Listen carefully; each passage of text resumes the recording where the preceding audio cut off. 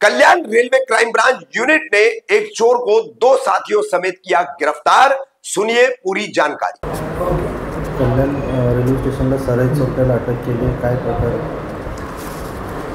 रात्रीच्या वेळी रेल्वे प्रवाशांच्या मौल्यवान वस्तू रेल्वे प्रवासामध्ये चोरी होत असल्याबाबत कल्याण वसई अशा अलग अलग ठिकाणी तक्रारी दाखल होत होत्या।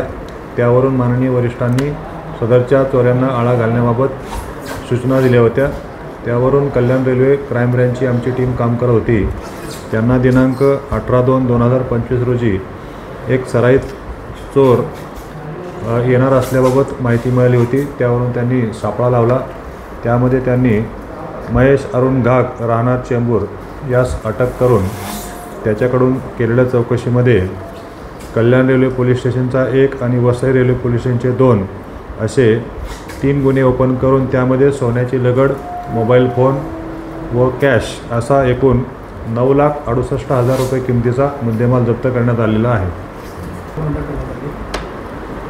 या आरोपीस जे 2 सोनार मदत करत होते ते झवेरी बाजारमध्ये काम करणारे तानाजी शिवाजी माने आणि नितीन किसन इळे यांना देखील अटक करण्यात आलेली आहे।